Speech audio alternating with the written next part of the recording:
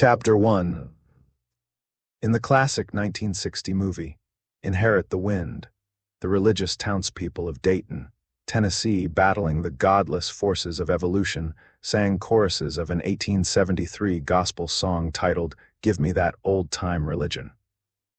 Some of the lyrics include, "It was good for the prophet Daniel, it was good for the prophet Daniel, it was good for the prophet Daniel, and it's good enough for me. It was good for Hebrew children, it was good for Hebrew children, it was good for Hebrew children, and it's good enough for me." Members of the impromptu choir were convinced that what they believed simply continued what every Christian believed before them and would afterwards. They were wrong, so are people who think the same thing now. The error starts with the lyrics, since neither Daniel nor the Hebrew children believed anything close to what each other believed, or what the good people in Dayton believed in 1925. Daniel is a Jewish prophet who supposedly lived in the 6th century BCE. Hebrew children presumably lived in Egypt from the 16th to the 11th century BCE, where Jews were called Hebrews. The term is not used in the Bible after the Jews settled in the Promised Land under Joshua. Daniel lived when Judaism was a monotheistic faith. Prior to the 7th century, it was henotheistic, with Yahweh identified as the God entrusted with the Jews as his portion, to quote the Bible. The Tennesseans battling evolution were Christians, which was unknown in the time of Daniel or the Hebrew children. Such changes are hardly unusual. Beliefs mutate over time. As a result, the stubborn Christian fundamentalists of 2,000 years ago would be appalled by what true believers today claim as their faith. Just for starters, originally, the fledgling faith did not claim Jesus was a deity or performed miracles. The Apostle Paul, the first known person to write about Jesus, knew of no miracles or sayings. Jews demand signs and Greeks look for wisdom, but we preach Christ crucified, a stumbling block to Jews and foolishness to Gentiles. 1 Cor. 1:22-3. He had no concept of a virgin birth either. Jesus was born of a woman born under the law. Galatians 4:4 to Paul, Jesus was chosen by God on the cross, and nothing he did on earth mattered. His view was supported by the Ebionites, the original Jewish followers of Jesus, who otherwise rejected Paul and the emerging, alternative Christian theology. They failed to convince enough people. By the 4th century, Jesus had become the human incarnation of God by an overwhelming majority of votes cast by about 300 bishops meeting in Nicaea. Prior to that, the idea of a divine trinity was considered a heresy. The first defense of the doctrine appeared early in the 3rd century, written by Tertullian, who was born in Carthage about 145 and converted to Christianity maybe 40 years later. The first to introduce Latin into Christian literature, Tertullian was also the first to define the Trinity as Father, Son, and Holy Spirit. "These three are one substance, not one person," he wrote in his treatise titled Against Praxeas, adding that few people agreed with him. He also opposed baptism of children, a position that would have gotten him burned at the stake in the 1500s, and advocated for celibacy, although he was married. Other changes marked the rise of Catholicism. Not until the late 4th century was the Bishop of Rome, once one of several church leaders, referred to as the Pope. However, that term was applied to all bishops in the western half of the church, until 1073, when Pope Gregory Roman VII ordered the title limited to the titular leader of the Roman Catholic Church. Infallibility in matters of religion became part of the Pope's arsenal in the mid-1800s. Additional debates that convulsed Catholicism focused on the use of religious icons and whether communion wafers and wine really turn into the body and blood of Christ. No one would consider debating those topics today.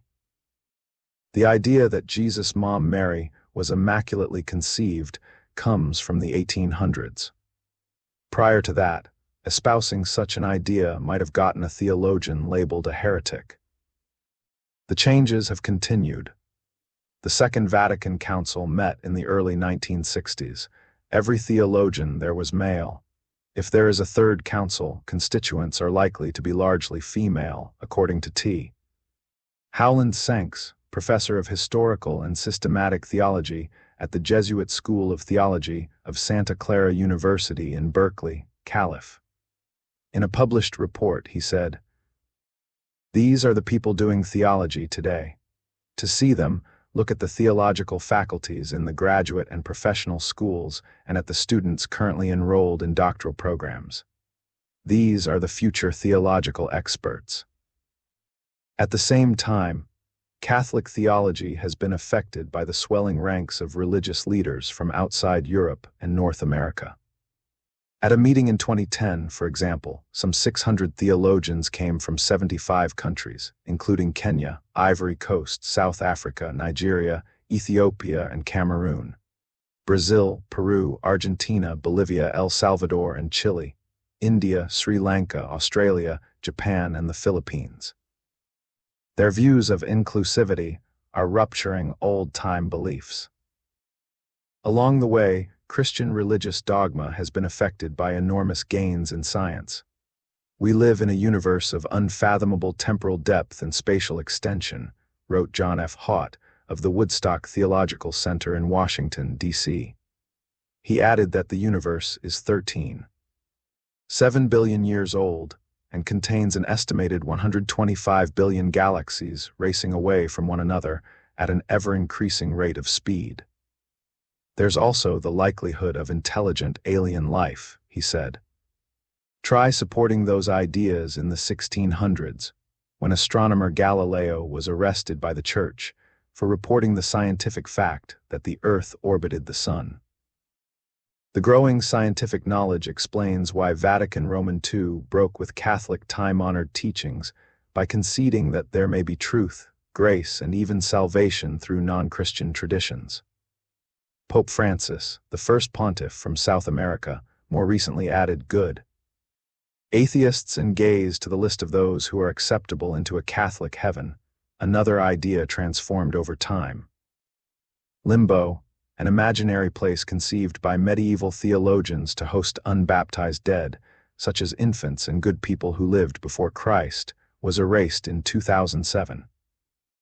Early Christians accepted the afterlife ideas circulating through Middle Eastern culture. A few worthy souls take up residence in a pleasant place modeled on the Elysian fields of Greek mythology. Everyone else wandered about as a shade. As such, early Christian writing barely mentions the afterlife. Gradually, heaven evolved into a kind of Garden of Eden, built around images created by poets like Dante, Milton, and others, and based on the opening chapters of the Old Testament. Hell didn't take on grand proportions until the 5th century, when the non-canonical Gospel of Nicodemus offered the first detailed version. Dante's Inferno in the 14th century, which included tours of heaven and hell, cemented the image in the public imagination. The idea of rapture when the faithful are lifted bodily into heaven has become a fixture of Christian theology these days, but it's less than 200 years old. John Nelson Darby, originally an Anglican minister, taught that the existence of clergy violated the Bible and conceived the rapture in 1830. Today, opinions about heaven and hell fill the airwaves as if the ideas have been part of Christian faith from the first. Actually, maybe 200 or so years from now, Christians of the future will probably be laughing at what believers today insist is the true faith. One thing will stay the same, however, the origin of faiths. Some of the ideas may seem a bit odd, but I don't recommend scoffing. Early Christianity and Islam faced harsh criticism. The Roman Empire eventually passed laws making Christianity illegal. The number of martyrs may have been exaggerated, but early Christians definitely faced abuse while some were martyred for their beliefs. That was equally true for Muhammad and his original Muslim followers, who were forced to flee their hometown of Mecca and then twice fight off an army sent to kill them. Today, Christianity and Islam are the world's two largest religions. I'm not suggesting any of the surviving religions in the following chapters will replace them, only that their anonymity today does not guarantee that same status in the future. Besides, some ancient religions are making a comeback and are being introduced to a public that had never heard of them before.